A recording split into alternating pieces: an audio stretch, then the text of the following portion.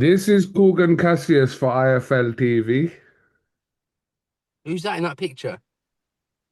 Is that in your Pizza Hut days? Yeah, Go on. Wallop. Delighted to be joined by Mr. Sam Jones. How are you, Sam? I'm all right, Coogan. How are you, mate? All good, all good. I can see you're in the car parked, obviously. We don't encourage being on the phone and in the car, so I'm stationary for all you for all you do-gooders. we can clearly see. Um, right. Well, quite a few bits to run through of you. You teased a possible announcement for Daniel Dubois last week with a picture of Uncle Frank and yourself. What can you tell us about Nothing, just a big fight's being worked on for Daniel. There's a few options, and there will be news very soon. that? Okay. It kind of, the video suggested that something had already been done, but that's not the case at the moment, no? No, not nothing. Nothing's concrete. But listen, Frank Warren's got all the heavyweights, hasn't he? Apart from maybe a couple. So Daniel's going to be involved in great fights, but the sole aim is for him to become the world heavyweight champion again. That's the sole aim. There were rumours surfacing online prior to the ring putting out that Joseph Parker is in line to fight Fabio Wardley in October. There were suggestions that Dubois and Parker could happen. Was that ever spoken about or not really? Yeah, they've all been spoken about. All the names that Queensberry have, they've all been mentioned. It's just we're just looking to nail something down very soon, and Daniel will hopefully return before the end of the year. But yeah, we're working on it, and it's gonna be his next fight's gonna be a big fight. It's not gonna be like a gimme fight. It's gonna be straight back in a big fight. And also in regards to his trainer situation, again, widely speculated, being linked heavily with a move to Tony Sims's gym. Nothing's come out as concrete from any party. What can you tell us about his training situation? Daniel will release the news on his new training when he wants to do that. We don't really see the needing to do that just yet. But news will be coming out very, very soon. Okay, answered like a pod. All coming soon, Coogan All coming Cassius. soon. You basically in 3 minutes you told me fuck all really. You just told me everything that I already knew anyway. Would you listen? Well, What, mate? yeah. All right, now listen, I understand like you can't kind of just say things just willy-nilly, shall we say? You've obviously there's a procedure. It has to be parliamentary. All There right. has to be procedures to follow, Coogan. They're correct. You've got to do things professionally. Right. Well, I spoke to Eddie Hearn yesterday or day before, sorry, day before Sunday night I spoke to him and obviously spoke a lot about a potential undercard for Eubank and Benn. And some of them fighters, quite a lot of them fighters actually are involved with you. So what can you tell us? Let's start with Gwyn and Vong, the rematch, rumored to be on that card. We've agreed that fight. We've agreed the fight. Cameron's fighting on Saturday. This is going to be his first fight. Little run out with Ben Davison. And we've agreed that fight. We've agreed that fight. All systems go. That's the only fight we want after this. And it's going to happen. And I believe it should land on the Eubank Ben undercard. I'm really pushing for that. Um, it's got a good story behind it. Yeah, we've agreed the fight, so it's on. It's on in my head. It's on. Yeah, okay. Other rumored fights for that card is Catrell and uh Echo Gwyn. Esserman. Yeah. What can you tell us about that? We've accepted the fight. Do you know what I mean? Like Eddie said, "What do you think of this fight?" And we was like, "Yeah, we'll have that fight." I'm sure Echo fancies the fight as well. He's coming off a great win. He's a great guy, Echo. Big respect for Echo Esserman. It'd be a really good fight between those two, and I think it would complement the card really well. It's a really good styles clash. It'll be a really good fight to watch. But yeah, it's another one that we've agreed that fight, and hopefully Edward John Hearn can make that happen. And speaking with Ring and Turkey, and hopefully it'll be on that card. Which one of your other fighters is rumored to be on that card as well? Conor Walker against Oh. one Blair Cobbs. Well, it was McCormack and Walker spoke. Again, we've agreed that fight. We said we'd do that fight. But listen, Pat McCormack's in an eliminator on Saturday. He's in a big fight. Um, but look, Eubank, what's it called? Napa.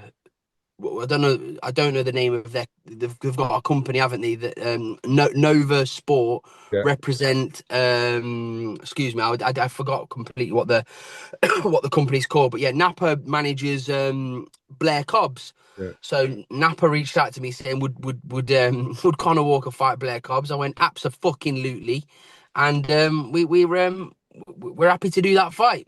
It's a great fight. Blair the Flair. Blair the Flair Cobbs. They were having a little bit of a back and forth, weren't they? Blair called Conor Walker Lloyd Christmas, and Conor Walker called him Sideshow Bob. I've not heard that for a while since the old Bellew David Hay build up. Yeah, great fight. All of them agreed.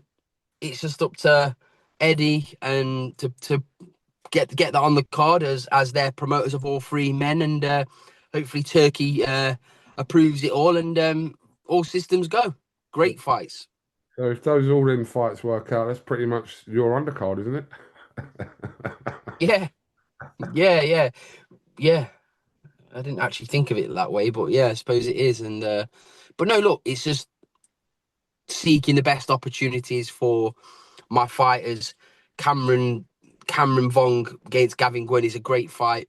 Conor Walker against Blair Cobbs, great fight. And Catchell Esserman, amazing fight. And the main event, Conor Benn against Eubank Jr. I mean, the first fight was one of the best fights I've ever seen. And, I'm sure the second one will just be round 13. It will kick off where they left off. Absolutely. And I think there's a press conference pending the week after Canelo and Crawford. So we shall look forward to that. Right. In other news, I'm sure you would have seen a little bit of controversy over Boxing News's top 50 most influential people in boxing. I had a lot of stick for it, but I've had a few people kind of in the comments about what their perception of an influential figure in boxing is. And they think Yeah. because Anthony Joshua hasn't fought for nearly a year and he lost his last fight, that kind of doesn't give him the right to be in a certain position in the list. I've got on record as saying I think 49 out of 50 is ludicrous, which it is for someone like Anthony Joshua. Just wanted your kind of take on that. I was searching for me. I was thinking, where am I going to be positioned in We'll all come on to this? you in a minute. We'll come on to you No, in a no. minute. I'm joking, by the I way. want to But talk. I I was, do want to talk about you, but I want to talk but about AJ first. But I was searching. I was searching, going like this. But then I seen Anthony Joshua was 48. I was thinking, oh, fair enough. I'm not on the list. If Anthony Joshua was 48, I'm fucked. I'm not in the 49, list. Hey, 49. listen. All jokes aside, Anthony Joshua in at 48 or 49 is an insult, mate. He's top five, top 10. The least you can put him in is top 10. He's carried British boxing. Do you know what I mean? Like he carried Brit with Tyson Fury as well. Tyson Fury's been huge as well. But Anthony Joshua could pack a stadium out now if he wanted to. That's influence on British boxing. Do you know what I mean? That's called influence, right? AJ, you can't disrespect him like that. You can't disrespect him like that. He's got to be. So that's what I mean. When I was joking, saying about me, I was looking, thinking, you can't put him there. And I mean, I'm not going to disrespect any of the names that I saw on there, but some of the names I've not even heard of. Genuinely, I've genuinely not heard of. I mean, I saw that. What's his name? The fellow with the sunglasses on that stands with Usyk. I don't know his name. Serge Lapin. Serge Lapin, right? Where did he finish on that list? Where did he come on that list? I think within the top 20. Yeah. Yeah, I don't know what he does, if I'm honest with you. I know Aegis is the manager of Usyk, so rightfully so, he's in that list. Very influential man, manages the greatest fighter of this. He manages the best fighter in the world, doesn't he? But the guy, Sir Lappin, I don't know what he does. I really don't know what he does. I mean, if that's an influential character, then great. As I say, I saw some names in there that again I've not heard of before. So here's what it is. I just want to know how they would come to that conclusion. The AJ bit, like 48, like come on, 49, 49. 49. So you've got Bruce Trampler, the matchmaker at top rank, and then Anthony Joshua. Yeah, yeah, bit strange. I mean, look, just talking about the list, the top 10, I don't think a lot of people had too many gripes about who No, definitely not. in. I think that was a fair reflection on what's happening in boxing right now. The Joshua one is, I still can't work that one out. Um, but yeah, in terms, I didn't know, to be honest with you, when I've actually like looked through the whole list properly only a couple of days ago, and I did not know that you wasn't in there, to be honest with you, and I find that a bit fucking weird as well. That Well, you wasn't in there. well, listen, a lot of people have their opinions on me, don't they? But I would like to think I'm in the top 50. Do you know what I mean? Of influence. Like I,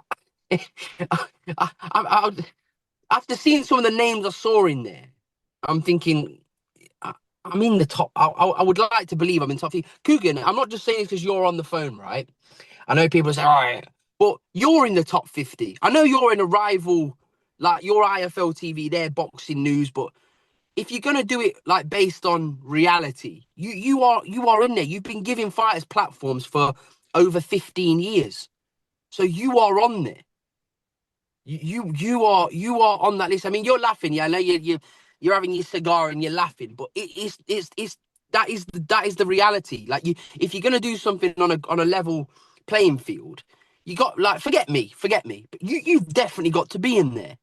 AJ's got to be in the top, like the 5 up to 10. Like, come on, you can't put Bruce Trampler's a Hall of Famer. Do you know what I mean? But you can't put Bruce Trampler next door to Anthony Joshua, next door neighbours to AJ. Come on. And also, it was a bit odd that Keith Connolly wasn't in that list either. I saw Keith Connolly weren't in it. I was thinking, like, come on now. Who does he manage? Conor Benn, Balanga, Teofimo Lopez, Richardson Hitchens, Alicia Baumgardner, and that's just a few that I know. Come on. He's got a huge influence. Like, he's in the top 20. Mm. Whether people like that, Keith's in the top 20. Wasn't on the list. And, like, you can't put I don't know, KUGAN. I don't know because listen, I don't want to. Boxing News they're a great magazine. I read it. Do you know what I mean? I read their magazine. They're a great outfit, but I don't know who would sign off on some of the names that are in there because it does come across as though they don't. Whoever's published it and given it the okay doesn't have a huge knowledge of the business, if that makes sense. Because you forget me, forget you, forget Keith Connolly, the AJ one at 49. You come on.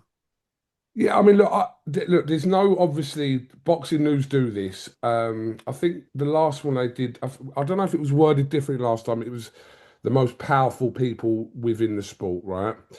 Now, this list here, obviously, there isn't a rival. There isn't no other publication that kind of does this, right? And it is an interesting read, but I suppose you're right. I can't work out who kind of signed off on, because somebody must have signed off on the list and gone, yeah, okay, that's the list, whether they come up with the names or not. And I'm not saying, I wouldn't expect this list to be compiled by Andy Purwell from Boxing News. I don't think he would have done this list because I don't think he would have put AJ at 49. So I don't know who kind of okayed Yeah. the list, but yeah, look, That's all that was all my thing was. It's like, okay, someone's had the opinions, but then who's the guy that says, yeah, I agree. Tick off, get that out there. That's alarming to me. Like the AJ one, especially the AJ one. Forget, as I say, forget us and whatever. Like the AJ one is baffling. And just to be clear, I'm not like I wasn't even having a pop at the magazine. Listen, it's the No, it's magazine. an opinion. It's an It's opinion about the opinions. list. It's That's all it is. It's opinions. not a dig at the magazine. It's just an opinion about the list. And I think I don't see how they could have put that out there and didn't expect a little bit of a backlash about that situation, especially when you're putting Tyson Fury at number 22 as well. You know, Yeah, yeah, that there, like you can't put Tyson Fury at 22, AJ. You can't put anybody who's got the ability to sell a stadium out against you, KUGAN CASSIUS in anything other than the top 15, top 10. AJ and Fury, if Canelo's five, AJ and Fury are in the top 10. that's what Eddie Hearn said. Eddie Hearn said like if you put in And Canelo, before anyone says about, oh, Sam's copied Eddie Hearn or he's had opinion, listen, yeah, I don't give a fuck what Eddie said. That's my opinion. yeah, If you put guys that are stadium sellers in an instant, mm.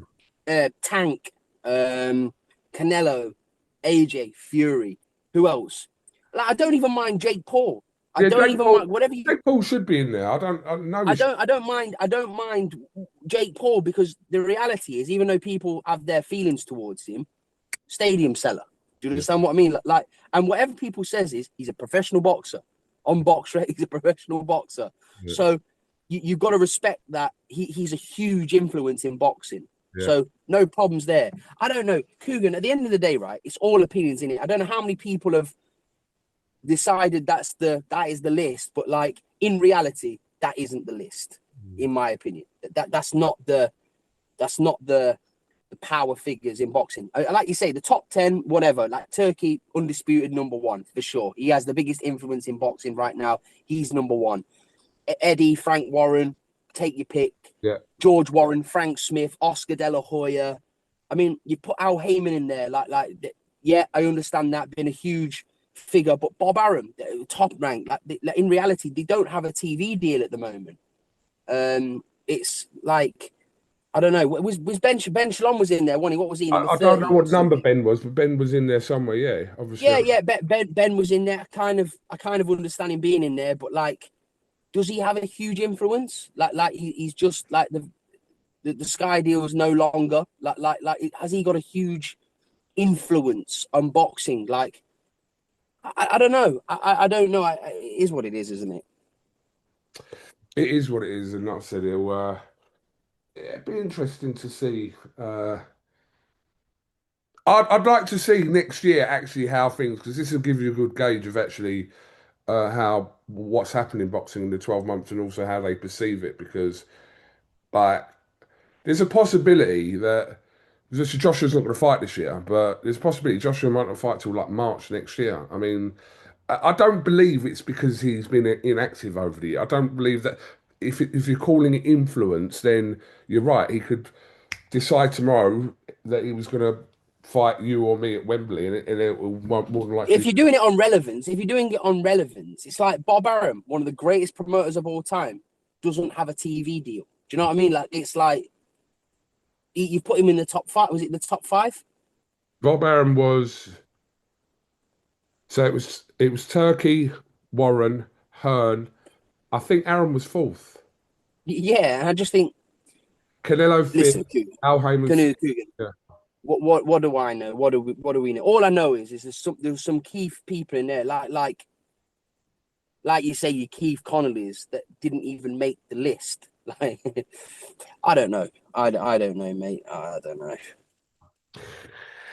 All right. Was Crawford in there? I think so. I'm Was pretty sure. Terence Crawford in there?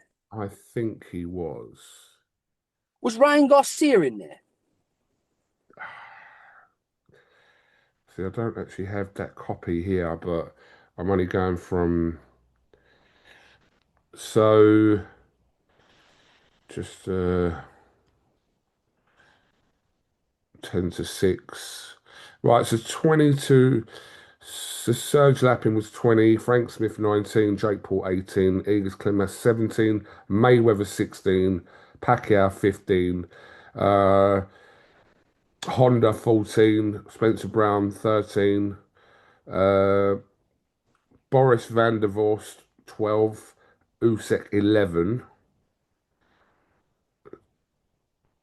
Um, I mean, I'm looking at 20 to. Good question, actually. I don't know. I don't.